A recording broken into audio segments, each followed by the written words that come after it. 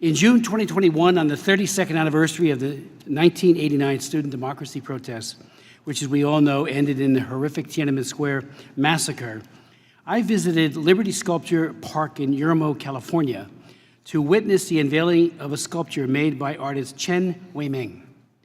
It was a 20-foot-tall statue that morphed Xi Jinping's skull with a coronavirus molecule, and Chen named it the CCP virus.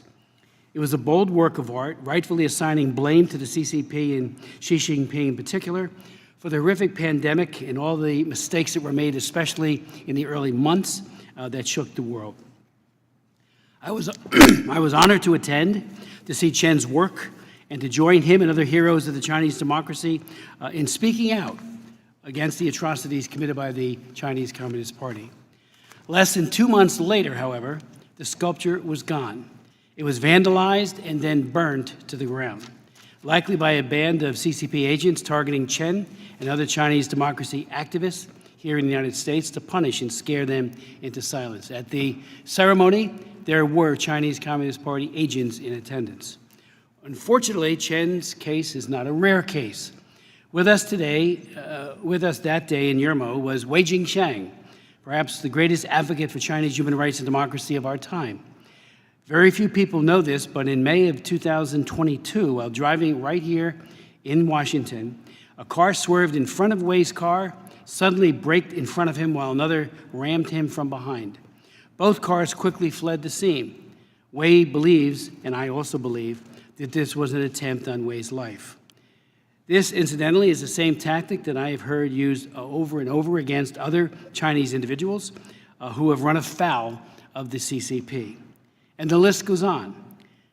Major Shi Yang, who served in the U.S. Army and who ran for Congress in New York City, was stalked and harassed by Chinese agents here in the United States. Pastor Bob Fu, who I've known for over 2 decades, a leading advocate on behalf of Christians and human rights activists and defenders trying to escape China, was threatened with a bomb at his home in Texas. The brave 8 Hong Kongers whose heads the authorities have placed on bounties and harassed with their families just this past summer, solely for speaking out against the atrocities happening in their beloved Hong Kong. Indeed, I know that group includes a number of individuals whose outspokenness led them to testify here at the China Commission, so this is really personal for all of us on this panel.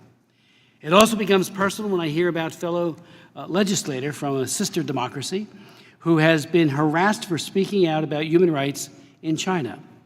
Member of Parliament Michael Chung of Canada was harassed for what Senator Merkley and I have repeatedly done, calling the Chinese Communist Party's treatment of Uyghurs what it is, a genocide.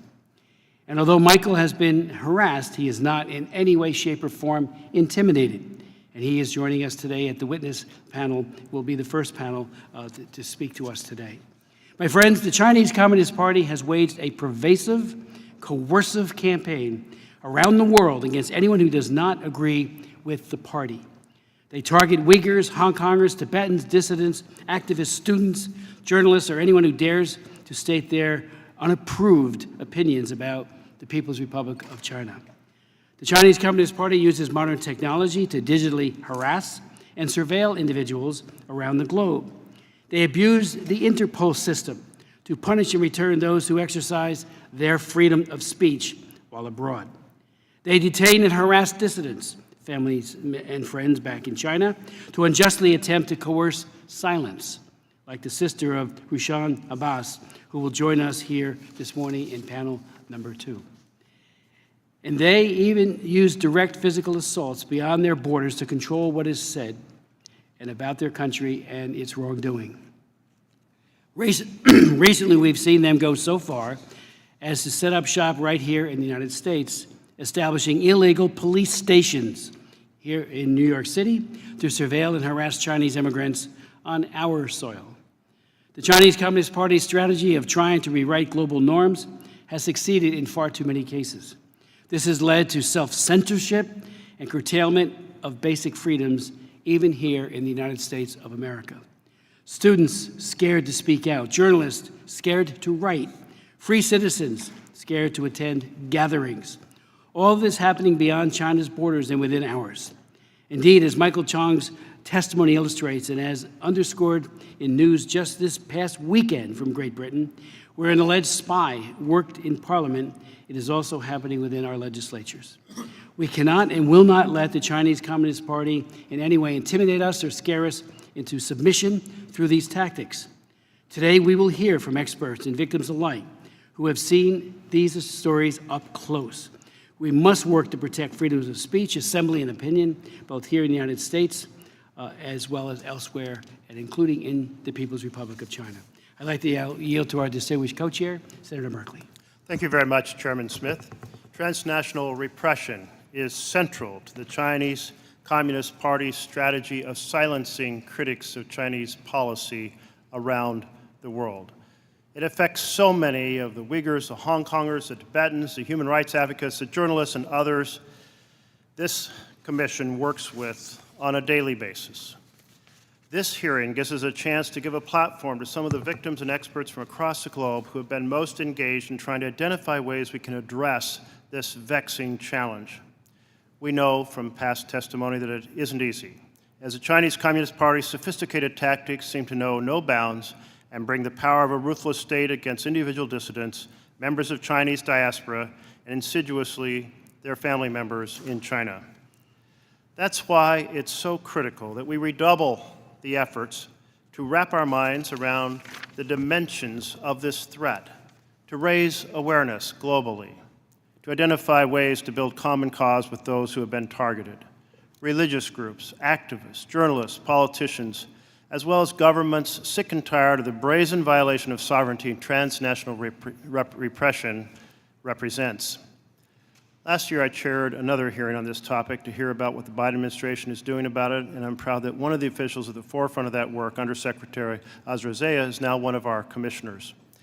The State Department is dedicated and is continuing to apply significant time and attention to develop a more comprehensive strategy to counter, deter, mitigate these threats. We have also seen the Department of Justice make important strides in pursuing criminal charges against groups and individuals accused of engaging in transnational repression. But despite these efforts, this Commission's reporting shows how far we have to go. We continue to track a disturbing number of cases of transnational repression, both here in the United States and abroad, with the knowledge that countless others are taking place and likely not being reported on. I imagine that for every case we hear, there's another 10 we don't know about. We have seen egregious harassment campaigns, even against legislators in the world, including Honorable Michael Chong, who is here as a member of the Canadian House of Commons. We have seen relentless targeting of young activists who have spoken out bravely against the increasingly repressive conditions in Hong Kong. And we have seen the unrelenting pressure that continues to be directed at Uyghurs around the world. We know this is, as Freedom House calls it, the most sophisticated global and comprehensive campaign of transnational repression in the world. It relies on surveillance technology, spyware, threats to individuals through phone calls or face-to-face intimidation, and even harassment of family members and friends back in China. As Safeguard Defenders revealed in an eye-opening report earlier this year, the PRC is also responsible for establishing at least 102 overseas service stations in at least 53 countries, breaching national sovereignty and coercing Chinese diaspora members to return to the PRC for criminal investigations. All of this requires that the United States and as many other governments as possible, and we do need international cooperation to make this effective, make it a priority to address this issue. That's why earlier this year I introduced the Transnational Repression Policy Act, joined on a bipartisan basis by my colleagues, Senator Rubio, Senator Cardin, Senator Hagerty in the Senate, to hold foreign governments and individuals accountable when they stalk, intimidate, or assault people across borders. I appreciate Chairman Smith's work to lead the House companion to this legislation. If enacted, the Transnational Repression Policy Act would mandate additional U.S. government reporting on the issue, require training for U.S. diplomatic and law enforcement personnel, bolster intelligence community efforts to track and share information on these incidents, and develop a more effective tip line for victims and witnesses. I'm working to get this bill passed. I think it's essential that we do, and I look forward to hearing from our witnesses today who are bringing their experience, their story to bear on this very important issue. Thank you, Chairman Merkley. I'd like to now yield to the ranking member, Jim McGovern. Well, thank you, Mr. Chairman. And I join my colleagues in welcoming the witnesses today and the public to CECC's hearing on transnational repression. Transnational repression occurs when governments reach across borders to silent dissent among diasporas and exiles, including through assassinations, illegal deportations, abductions, digital threats, Interpol abuse, and family intimidation. Our focus today is on the practices of the People's Republic of China, but transnational repression can be carried out not just by unfriendly governments, but also by strategic allies. It can target people anywhere they or their families reside or visit, even in democracies like the United Kingdom, Canada, Germany, Australia, South Africa, and here in the United States. That's why I worked with Senator Merkley during the 117th Congress as he led the development of the Transnational Repression Policy Act, and why I'm proud to co-lead the same bill, H.R. 3654 in the House, this Congress with Chairman Smith. It is critically important to make sure that the United States government has the tools it needs to confront this global challenge, both domestically and internationally. I turn now to China. Freedom House's database on transnational repression now includes information on 854 direct physical incidents committed by 38 governments in 91 countries around the world since 2014.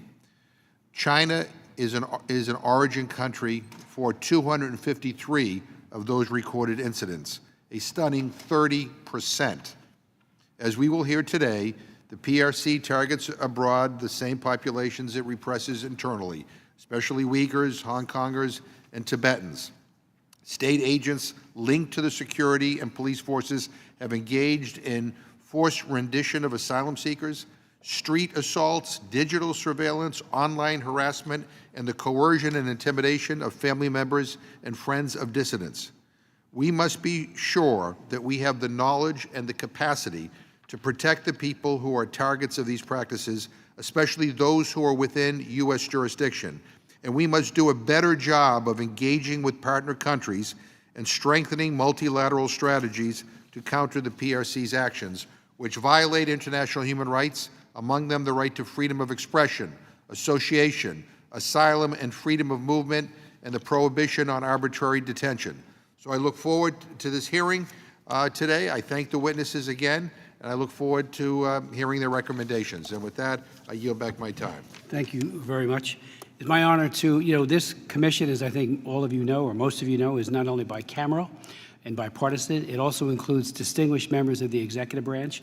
We are joined by one of those members, Undersecretary Yuzera Zaya, and I yield the floor to her.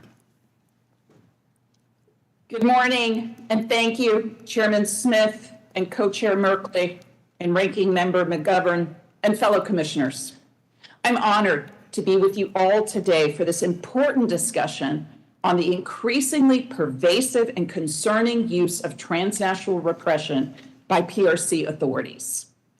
Transnational repression, or TNR, is a global phenomenon, but the PRC's efforts are especially pervasive, pronounced, and persistent.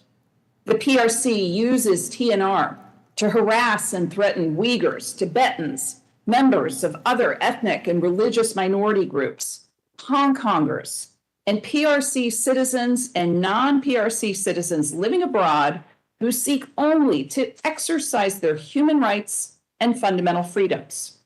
As we've heard from the co-chairs and ranking member, the PRC utilizes a wide variety of tactics, including online harassment, exit bans, or imprisonment of family members of targeted individuals, the misuse of international law enforcement systems such as Interpol, and pressure on other governments to forcibly return targeted individuals to the PRC. The sheer breadth and depth of their efforts cannot be ignored and should not be permitted to continue. It is a direct affront to national sovereignty and impacts people all over the world, including U.S. citizens and individuals residing in the United States. This is why, since 2021, the Biden-Harris administration has made combating transnational repression a global human rights priority. One way that we've sought to counter this scourge is through our diplomatic engagement and tools. We continue to engage the PRC directly, making clear in no uncertain terms that their conduct is unacceptable, and must stop. We have not, and we will not keep quiet in the face of these transgressions. We've used sanctions as an accountability tool as well. Specifically, in March 2022, we imposed visa restrictions on PRC officials responsible for or complicit in transnational repression. This administration energized the interagency to combat TNR in the United States as well. U.S. government agencies have increased their domestic engagement with domestic communities targeted by the PRC. This outreach helps to create improved two-way communication, which both enhances our understanding of the threat and helps those affected more quickly access government assistance when they are targeted or even before this occurs. We've also jump-started international cooperation to drive a global response, because it's not only Americans and U.S. residents who have suffered abuses. Specifically, we deployed interagency teams to meet with foreign counterparts to raise their awareness of this threat and to share our own lessons learned. One example of this effort is the recent launch of a G7 Rapid Response Mechanism Working Group on TNR. This coalition will raise international awareness of the threat TNR poses to democratic values and deepen our shared commitment to countering it.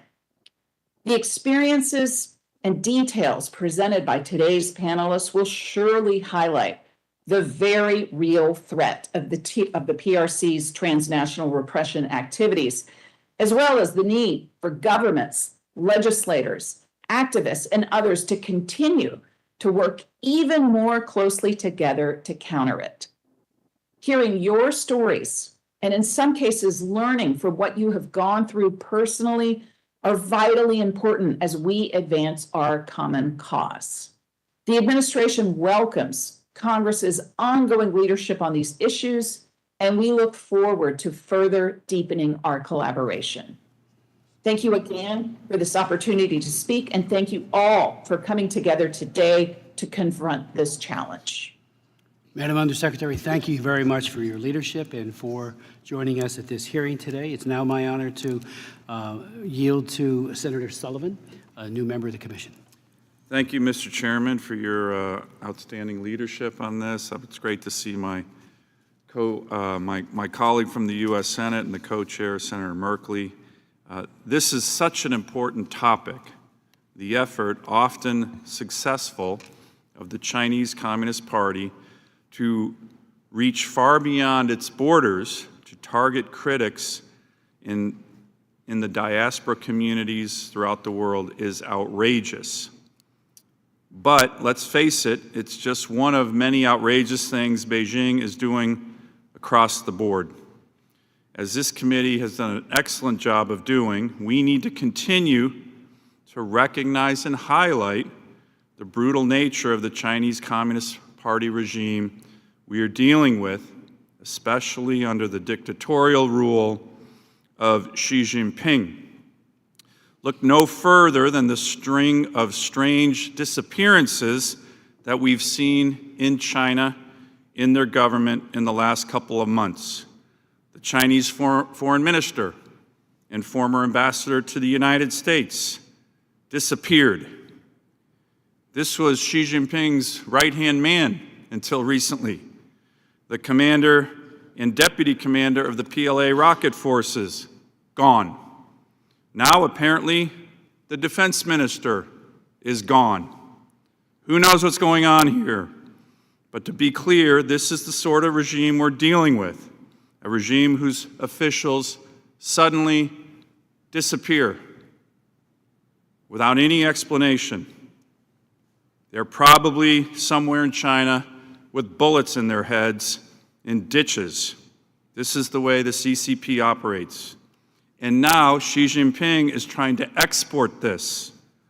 Just a couple months ago, authorities in Hong Kong issued arrest warrants for activists and lawyers accused of violating the CCP-imposed national security law, specifically for people who no longer live in Hong Kong, or anywhere in China for that matter.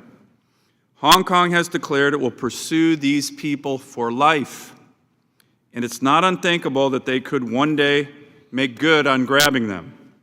Of course, I'm not worried about the United States aiding in their return, or the UK, or Australia, or Japan, or other places where they now reside, but life is long. They all travel. One day they could find themselves in the hand of a government all too eager to burnish its credentials with Beijing. This is one of the reasons, Mr. Chairman, I'm working with Representative John Curtis on a bill to press the Biden administration to sanction the prosecutors and judges and other officials responsible for enforcing these unjust Hong Kong laws. The days of the independence of the Hong Kong judiciary system and the rule of law in Hong Kong are unfortunately long gone. Beijing has seen to that. Now we need to do what we can to try to even up the scales on behalf of the people of Hong Kong. Mr. Chairman, there's one more issue that I want to just raise in my opening statement. These kind of aggressive actions are also targeting Americans directly and even remarkably during times of tragedy. I'd like to submit for the record this New York Times story that just broke last night entitled, "China Sows Disinformation About Hawaii Fires Using New Techniques." That objection, so This story that just broke in the New York Times talks about how when wildfires swept across Maui last month, killing over 100 Americans, the CCP unleashed its information warriors. They said on the internet the disaster was not natural. In a flurry of false posts and lies that spread across the internet, they said the natural disaster was the result of a secret weather weapon being tested by the United States military and intel agencies. To bolster this lie, they posted photographs that were generated by artificial intelligence programs. Mr. Chairman, as we all know, when countries around the world suffer natural disasters, even adversaries come together to help each other, not under Xi Jinping's rule. The Chinese Communist Party is now trying to sow discord among Americans as we sadly bury our own dead in Hawaii. This is outrageous, and I call on the Chinese ambassador to the United States to formally apologize to our country. But, Mr. Chairman, he won't, because if he did, he'd disappear too. We all know that. One final thing, Mr. Chairman, I just want to say how honored I am to join this commission. It has such a great history, especially under your leadership. At a time when many people are raising questions about Congress's decisions in the past relating to China, for example, extending MFN 20 years ago, it is good to remind Americans that at the same time, the Congress also established organizations like this one to keep a critical eye on human rights. I think there may be more Congress can do to live up to this commission's mandate, perhaps even expand it. But as the new guy here, I'm eager to learn from my colleagues about how the commission works, and I'm very honored to be part of that. With that, Mr. Chairman, I again am very glad to be here and look forward to working with you and all the members of this distinguished commission. thank you so very much, Commissioner, and for your very eloquent remarks, and welcome to the commission. We're so glad to have you. I'd like to now recognize Congresswoman Commissioner Salinas.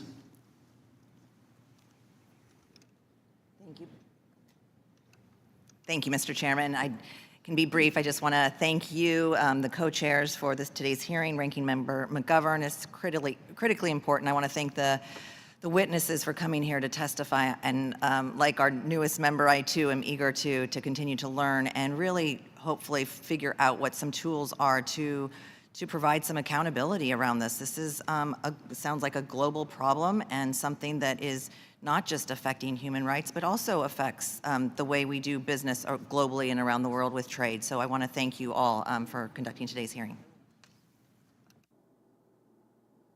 Thank you so very much. I'd like to now recognize Commissioner Ryan Zinke. Well, thank you. Thank you, Mr. Chairman. I want to thank you and Senator Merkley for holding this hearing. And on this side of the aisle, we have the Marine and Navy team. We'll try to do our best.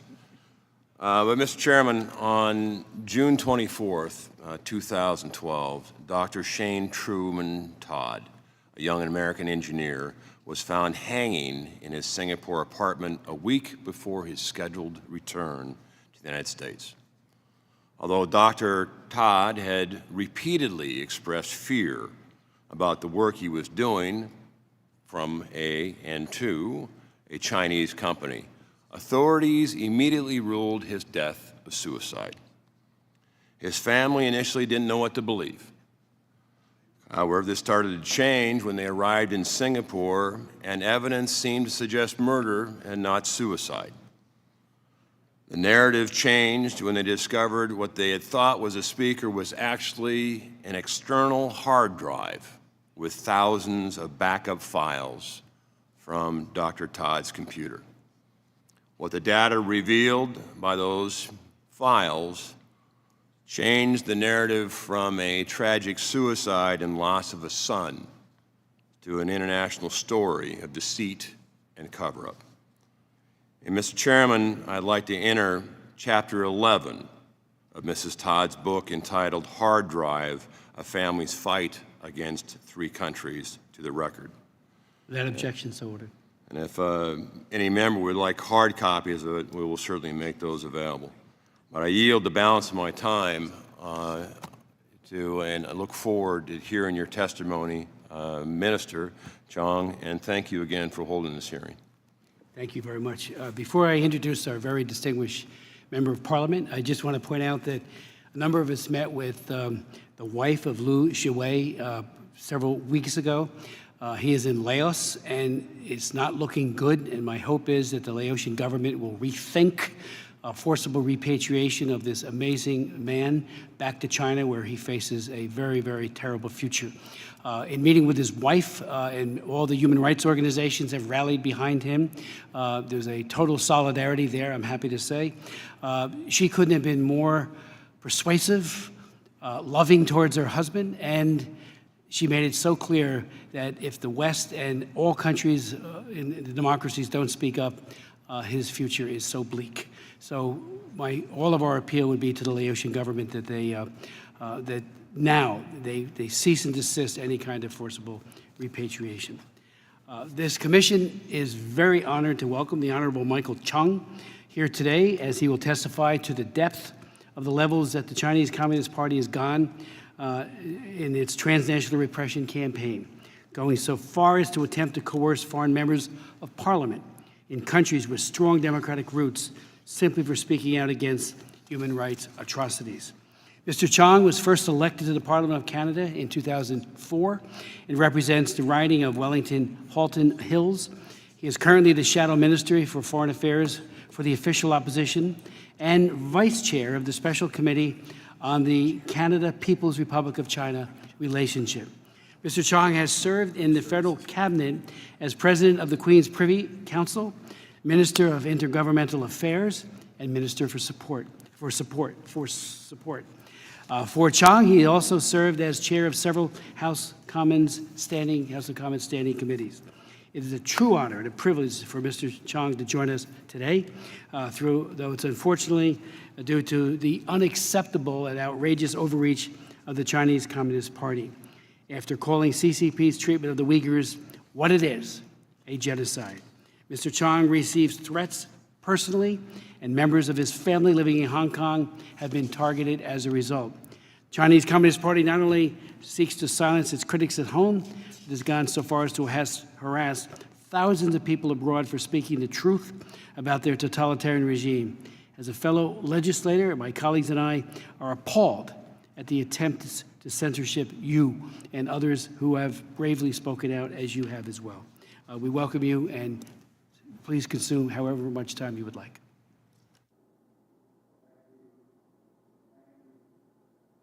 Thank you, Chairman Smith. Thank you, Co-Chairman Merkley, Ranking Member McGovern, Senator Sullivan, Representative Salinas and Zinke. Thank you very much for having me in front of your commission today. I understand that you're interested in my experience of Beijing's transnational repression, or what we also call foreign interference. Like millions of Canadians and Americans, I'm the child of immigrants. My mother immigrated from the Netherlands, and my father immigrated from Hong Kong. I've extended family in both the Netherlands and Hong Kong. I've been elected since 2004 to represent the District of Wellington-Halton Hills, and have served in the federal cabinet and chaired several parliamentary committees. In 2020, I was appointed the official opposition's shadow minister for foreign affairs. Since then, my criticisms of Beijing have increased in response to President Xi's increasing violations of the rules-based international order and its repression in the PRC and abroad. In November 2020, I introduced a motion adopted by the House of Commons calling on the Canadian government to make a decision on Huawei's involvement in Canada's 5G network within 30 days, and to develop a robust plan to combat China's growing foreign operations in Canada and its increasing intimidation of Canadians living in Canada. Several months later, in February, I introduced another motion, which the House also adopted, recognizing Beijing's actions towards Uyghurs and other Turkic Muslims as a genocide. In May this year, I learned that a PRC diplomat working out of the PRC consulate in Toronto had, since 2020, been gathering information to further target me and my family in Hong Kong. Last month, I learned I was the target of a disinformation campaign in May of this year on the Chinese language social media platform WeChat. The Canadian Department of Foreign Affairs concluded that Beijing's role in this disinformation operation was highly probable. But my experience is but one case of Beijing's interference in Canada. Many, many other cases go unreported and unnoticed, and the victims suffer in silence. This has serious implications for the approximately 4% of Canadians, some 1.7 million Canadians, of Chinese descent. Beijing targets these diaspora groups using a variety of tactics. One tactic is to target the many Chinese international students in Canada, coaching them into participating in foreign interference threat activities on university campuses, such as targeting pro-Hong Kong democracy activists and Tibetan and Uyghur human rights campaigners. Other tactics include targeting Chinese language media and social media in Canada, the establishment of illegal police stations in Canada, the wrongful detention and arrest and detention of Canadians, such as Michael Kovrig, Michael Spavor, and the currently detained Hussein Jalil, whose whereabouts is completely unknown. And another tactic includes coercing Canadians on Canadian soil back to the People's Republic of China. Recently, the PRC has used a tactic of creating wanted lists and offering bounties of the arrest of those from Canada. These various tactics are a serious and concerted effort to interfere with democratic activity in Canada and leave millions of Canadians at risk of being intimidated, coerced, silenced, and unable to enjoy the basic democratic rights and freedoms guaranteed in the Charter of Rights and Freedoms in our Constitution. These tactics cannot be tolerated in a free and sovereign country. Canada must work more closely with democratic allies like the United States in countering Beijing's efforts to interfere in our democratic life. Foreign interference is a serious national security threat to Canada. It threatens our economy, our long-term prosperity, social cohesion, our parliament, and our elections. It requires a suite of measures to combat, including closer cooperation amongst allied democracies. Canada must work toward a stronger defense and security partnership with the United States and allies. We must look for every opportunity to strengthen this partnership, to meet the challenge of rising authoritarianism, and to preserve our fundamental freedoms, our democracy, and the rule of law. Thank you very much. Thank you so very much, Mr. Chung, for your excellent testimony and for your leadership. Just a couple of questions, and I'll yield to my colleagues for any questions they might have. When you talked about closer cooperation, are you persuaded that we are cooperating now? Is it as robust as it should be? And what is being left undone and unaddressed? Well, thank you, Chairman Smith, for that question. I think there are a number of ways in which we can cooperate in a better way. So, for example, the United States has long had a Foreign Agents Registry Act since 1938. Australia more recently introduced one, I think, in 2019. The UK just adopted one 2 months ago in July. The Government of Canada has announced that it's taking a look at introducing one in Canada to give law enforcement a tool to prosecute Beijing's agents operating on our own soil. And so I think one way in which we could better cooperate is exchange information on legislative best models to see what works and what doesn't. We have similar judicial systems in our democracies. So that's one area of cooperation. Another area, for example, is how do we use sunlight and transparency to counter foreign interference threat activities? Our security agencies and services, our experts have told us that often foreign interference, transnational repression doesn't rise to the level of a criminal prosecution. And so one way to counter it is to make it public, to go public with the intelligence, to tell members of the public, members of Congress, members of Parliament, here's what exactly is going on, to arm citizens and elected officials with the information they need to protect themselves. So best practices on how to do that during elections and between elections. So those are just two examples of where I think we could more closely cooperate. You know, I mentioned a list of things that had done to people that I know, that we know as a commission, who have been outspoken. I would point out that Anna Kwok, who is here today with us in the back, she has testified in the past here, this year, on behalf of Hong Kong. She has a bounty on her head.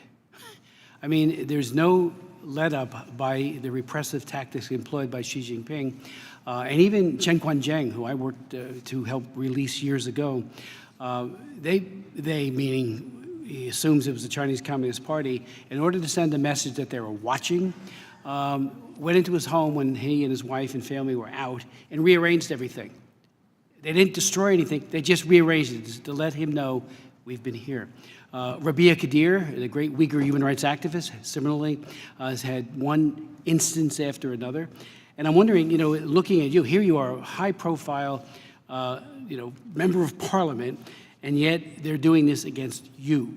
You know, I was put on the hit list by Global Times a couple of years ago. I was briefed by the FBI. It nowhere nearly comes to what you're going through, believe me. But they said, watch out for social media, watch out for other things that they may do.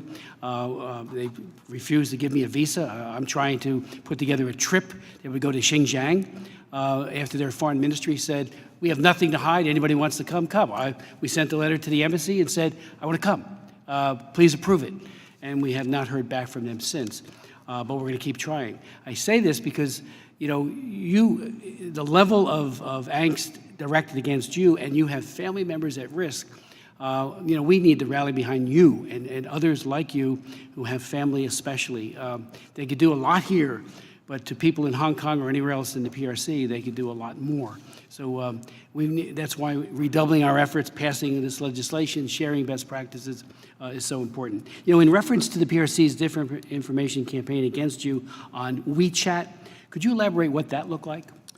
Yeah, thank you, Chairman Smith. So what happened with me is that in May of this year, while a big debate was going on in Canada about foreign interference, a number of narratives, false narratives about me, popped up on Chinese language social media, particularly on the WeChat platform.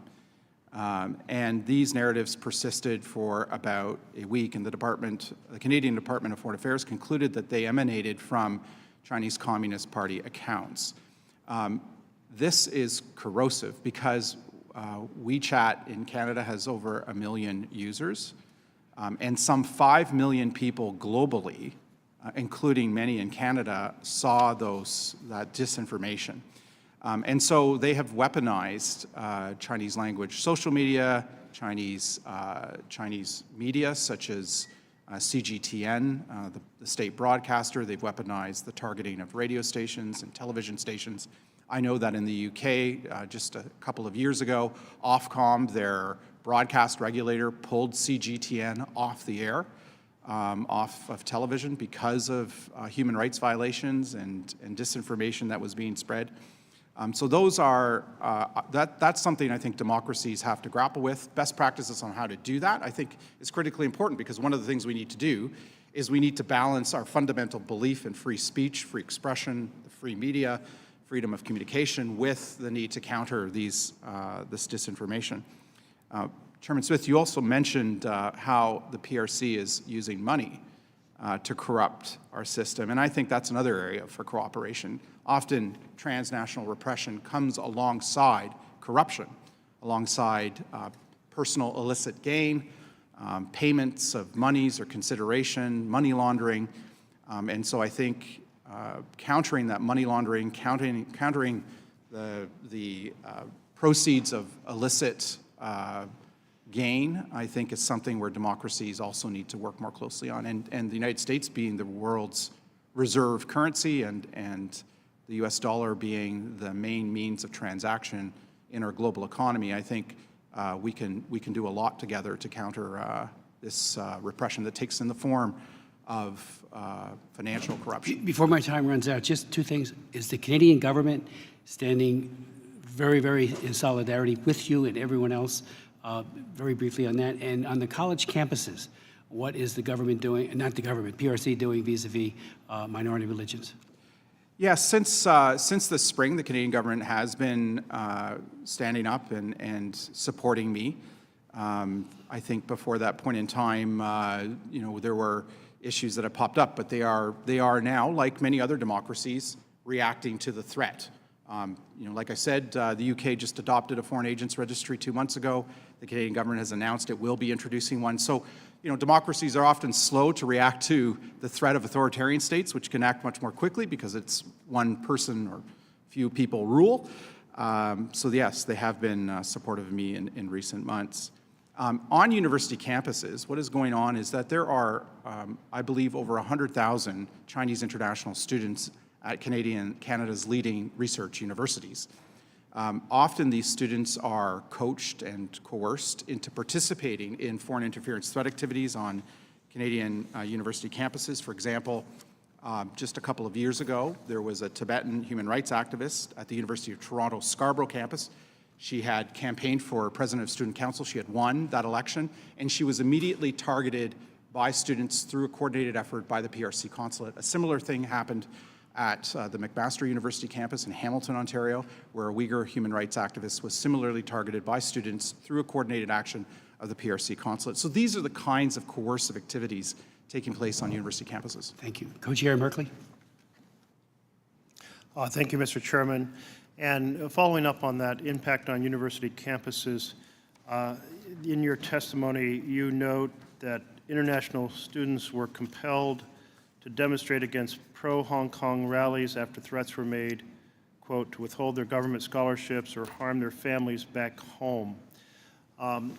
In your estimation, this is not just a one-off. This is a systemic strategy to use the Chinese students who are present to essentially create a pro-China force on campuses?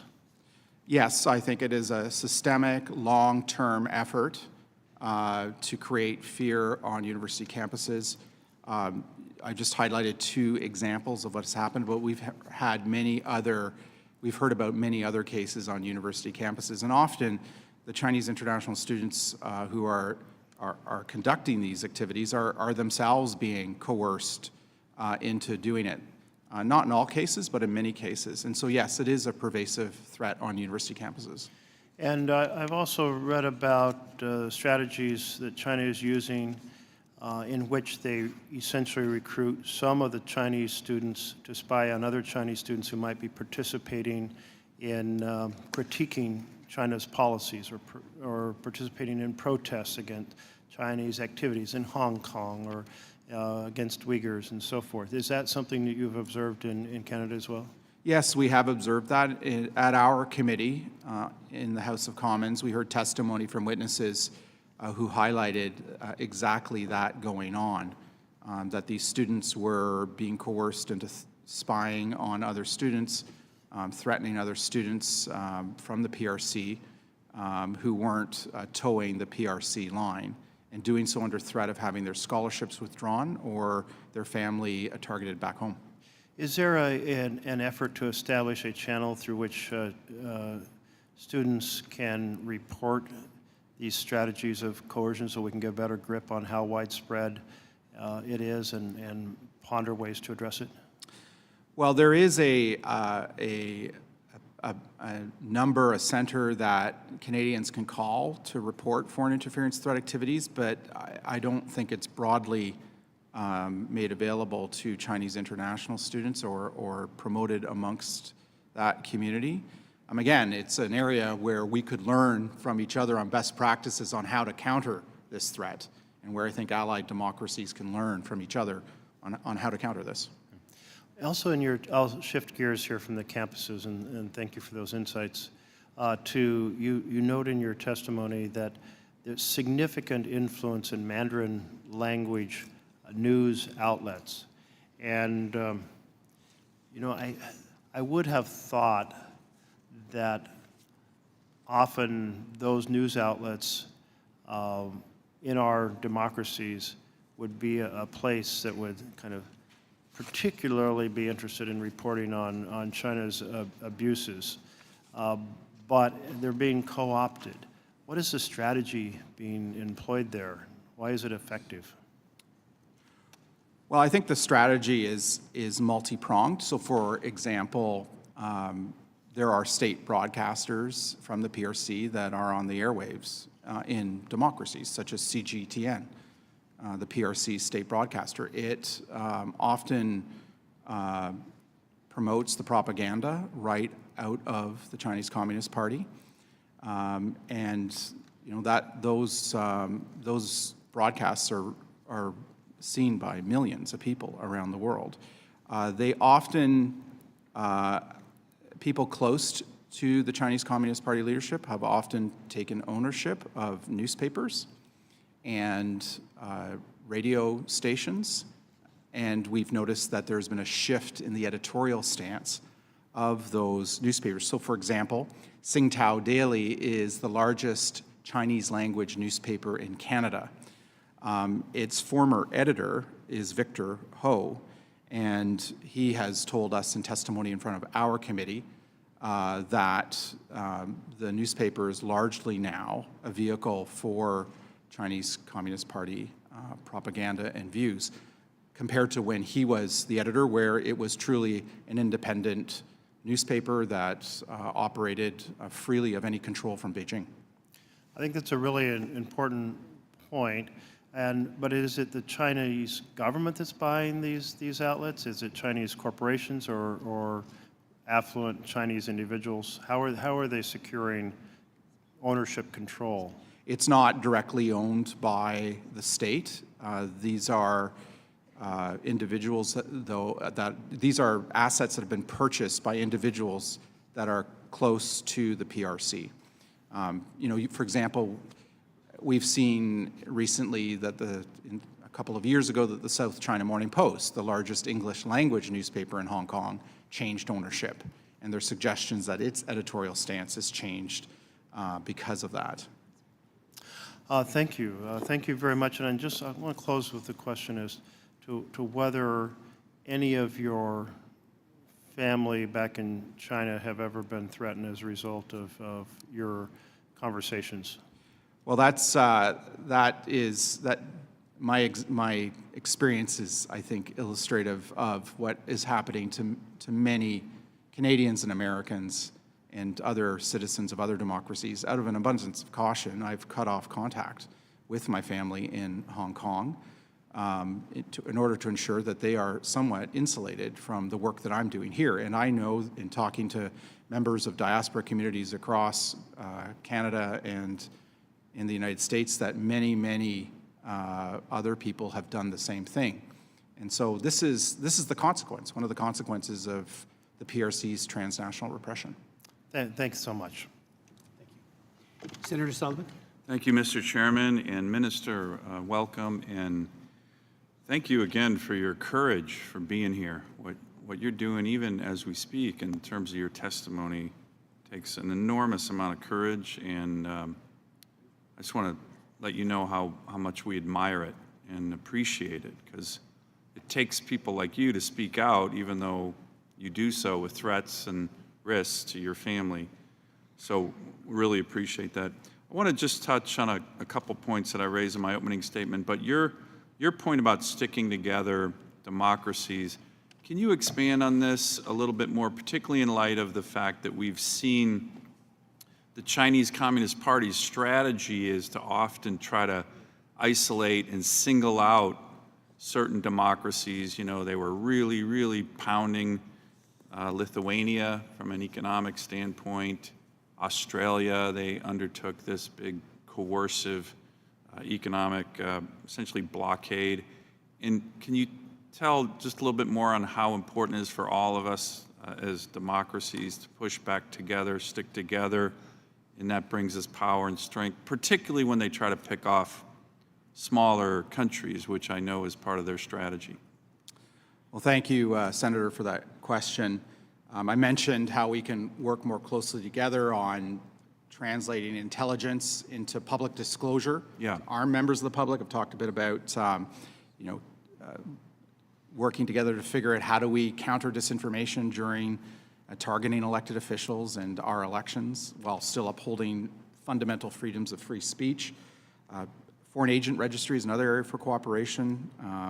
Talked a bit about how we can cooperate on transnational financial crimes, which often come alongside foreign interference. But another area for cooperation is combating repression within the People's Republic of China. For example, we know that much of the cotton and many of the tomatoes produced in Xinjiang province in Western China are being produced through the forced labor of Uyghurs. Yeah. And we know that those products are being exported around the world. I think the United States has done an excellent job in enforcing bans on the importation of products like tomatoes and cotton that have been produced using that forced labor. As I understand it, some 2,500 shipments from the PRC in the last 2 or 3 years have been seized by U.S. border officials and prevented from coming into the United States.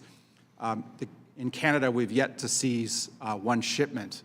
There was a single shipment that was seized but later released.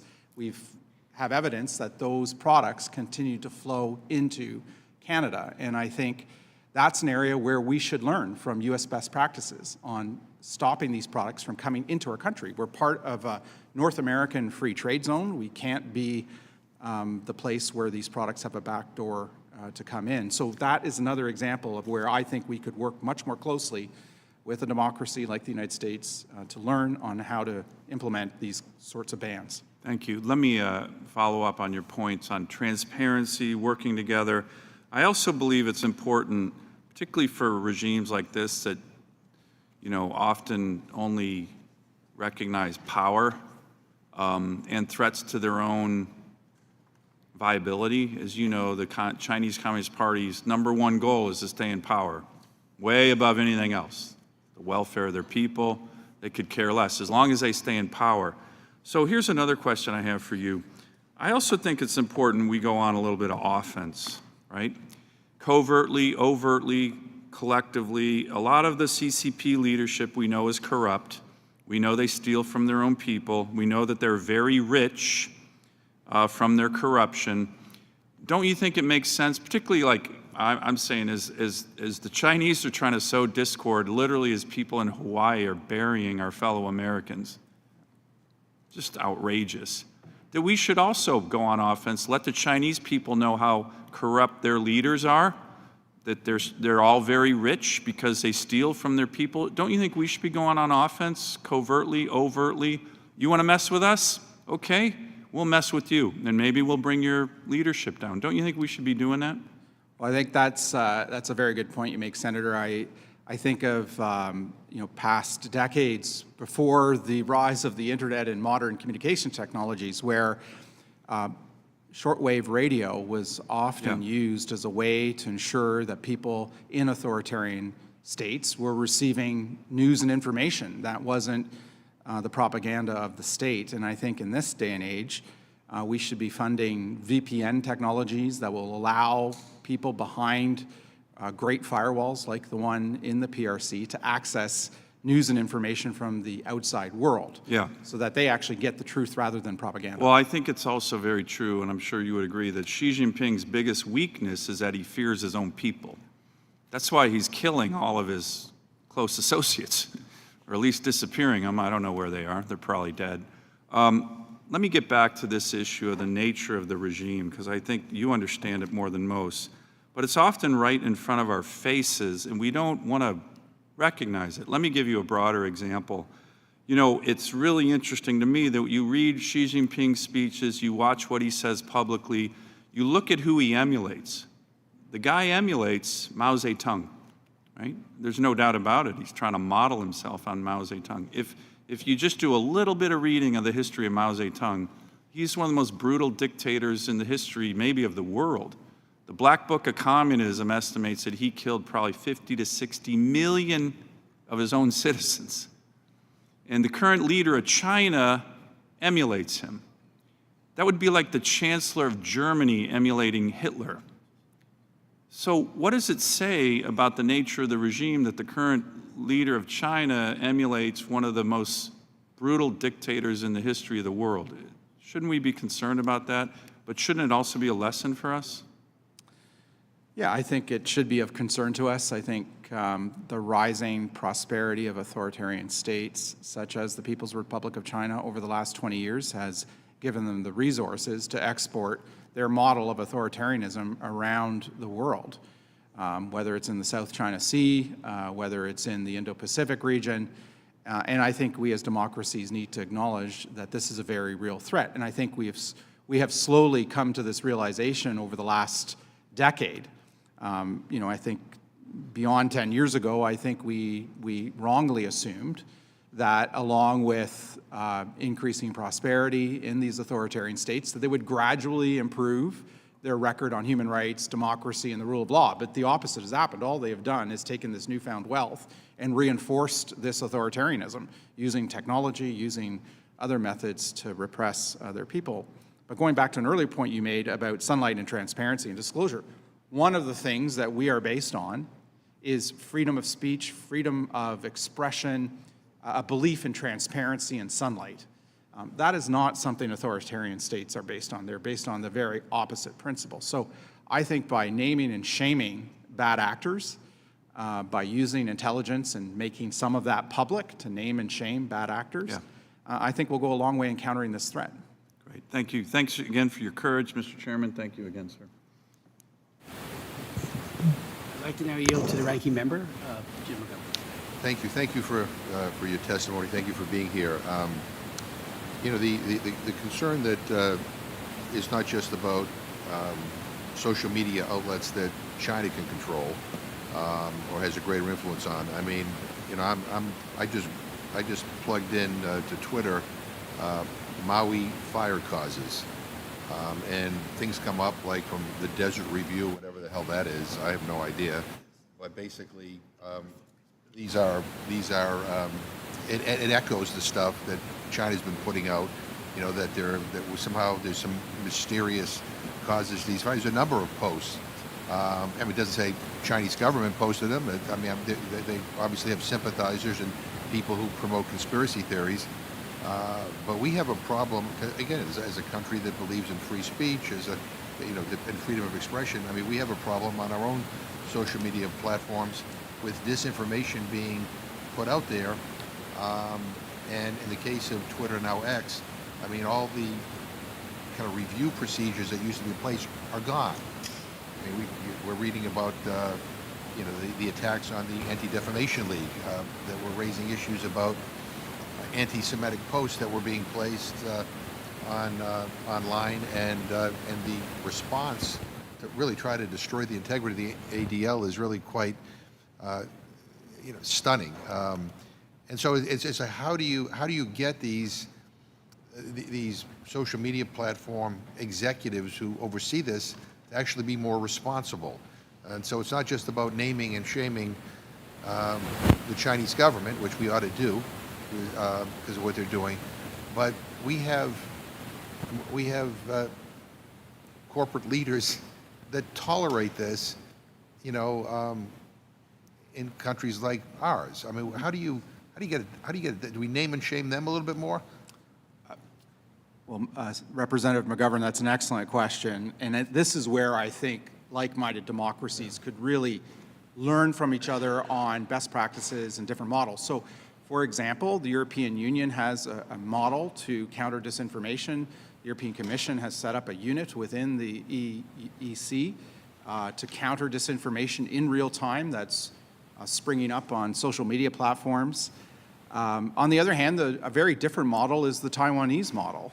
Taiwan is ground zero for the PRC's disinformation operations. Both the PRC and Taiwan share a common language.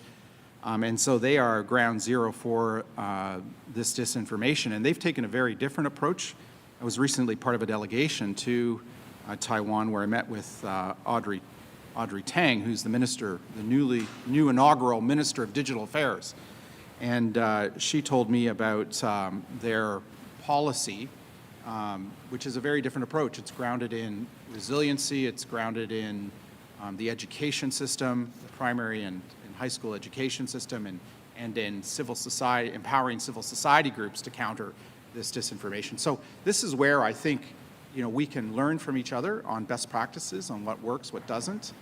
At the end of the day, we have to balance two competing things. One is to counter this disinformation while upholding freedom of the media and freedom of speech.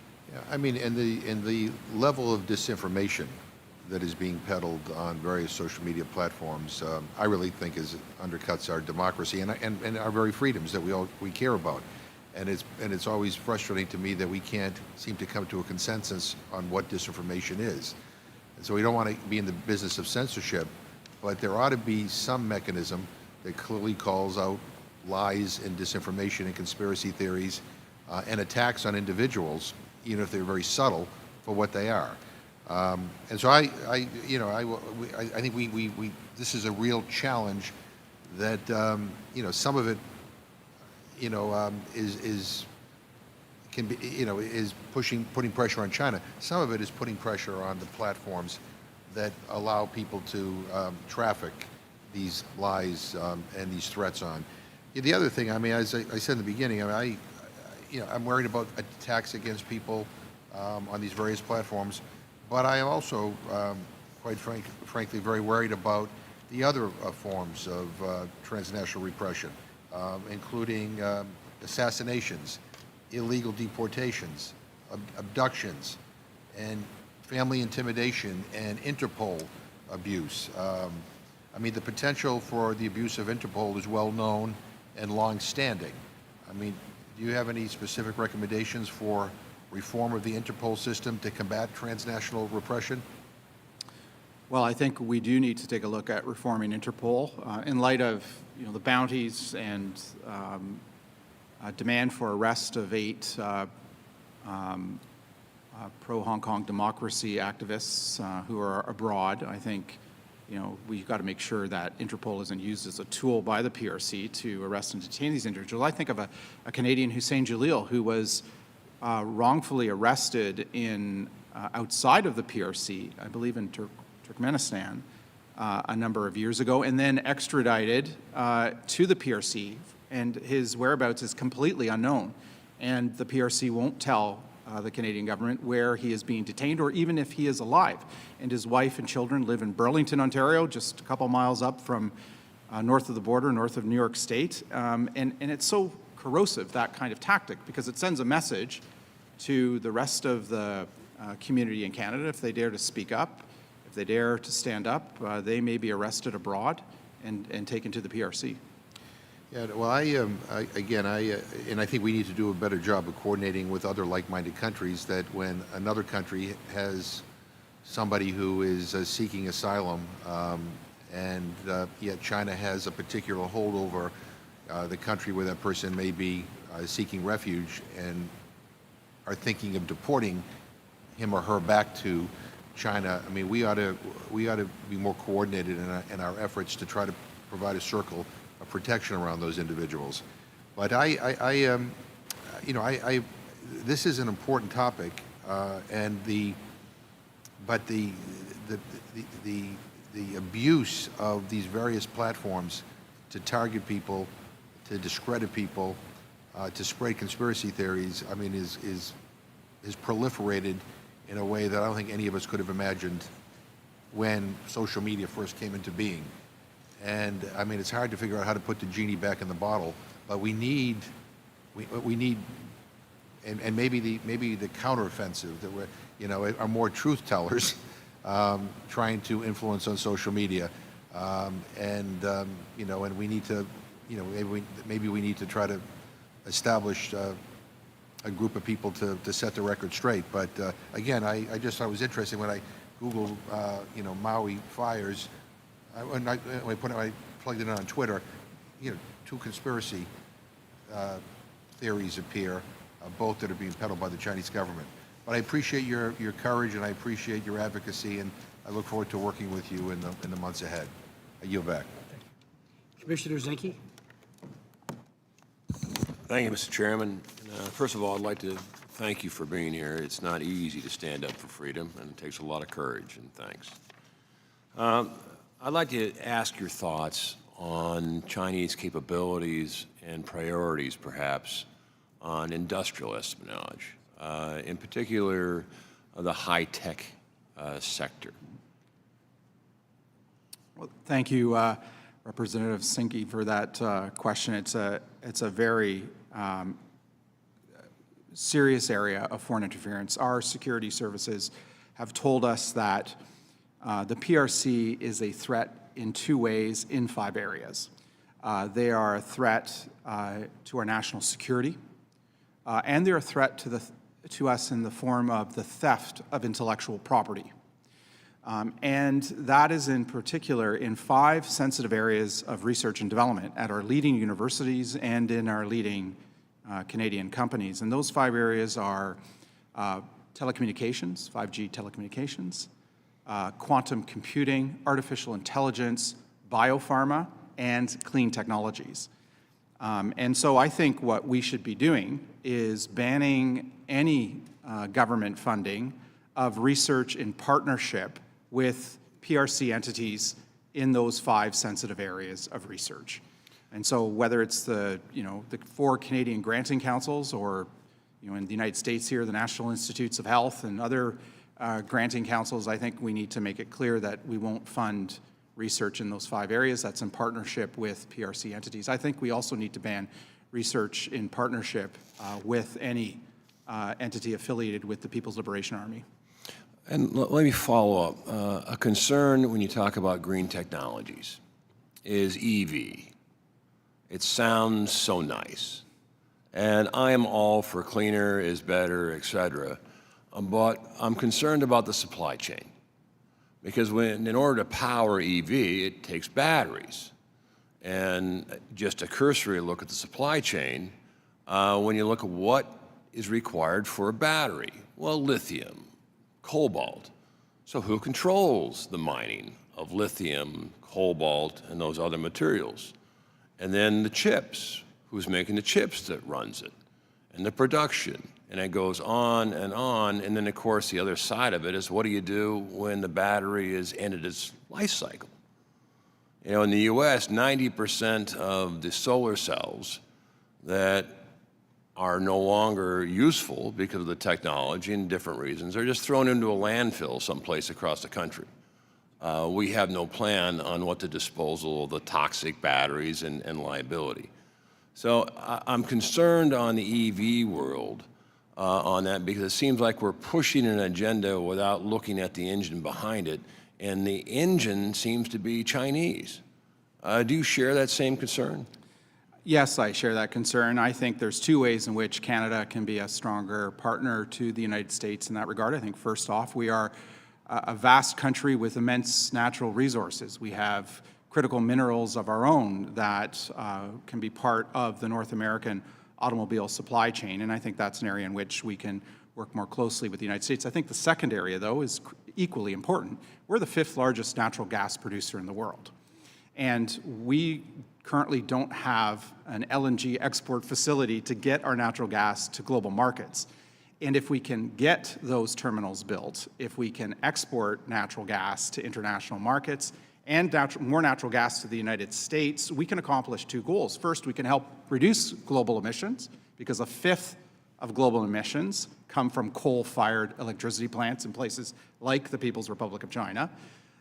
We can cut those emissions in half overnight by transitioning those plants to natural gas. And secondly, we can help displace authoritarian oil and gas from authoritarian states and replace it with oil and gas produced here from democracies. And I think particularly when it comes to Germany and Japan, which are currently buying vast amounts of gas from authoritarian states, that they should be buying their gas from Canada instead and from the United States. And so those are two ways in which I think we can help the United States. We've got critical minerals of our own, and we've got vast amounts of natural gas that we need to get to international markets.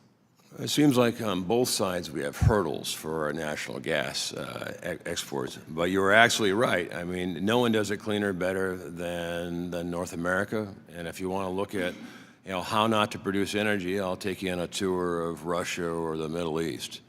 The other point I think is important, you look at dependency and who is dependent on who and for what. On critical minerals that you mentioned, a look at it is there's some critical minerals that they have the entirety of the supply chain. And it's not a secret. Well, one of them happens to be germanium. And it turns out germanium is needed for lenses, especially high-definition lenses that you might want to put on military hardware, thermal optics, matter of fact, almost everything we use. But when critical minerals are locked up and we can't get to the resources, we have germanium here, but the germanium permit is almost impossible to get. And while technology in the battlefield changes every 2 years, we're waiting 25 years for a permit. And I would agree that absolutely the the pipeline, which is about 18 inches, would both reduce overall emissions and help us shore up our energy needs. Natural gas pipelines. Do you see any success in your current government on this issue? Well, I think you're exactly right. We need regulatory reform in Canada to reduce the regulatory hurdles to approving natural resource projects. In fact, the government of Canada itself has acknowledged that. Finance Minister Freeland was actually here in Washington last year and said that Canada needs to expedite the approval of these natural resource projects to get our projects to resources to market to help our allies. He was very explicit about that. I await the Canadian government's plans in that regard. It can be done. I'll give you one example of how a democracy did it. Germany, after the war in Ukraine began, realized that it had a complete reliance on Russian natural gas and that those pipelines were being shut down. We know one of them was blown up in the Baltic Sea and the other one never came online.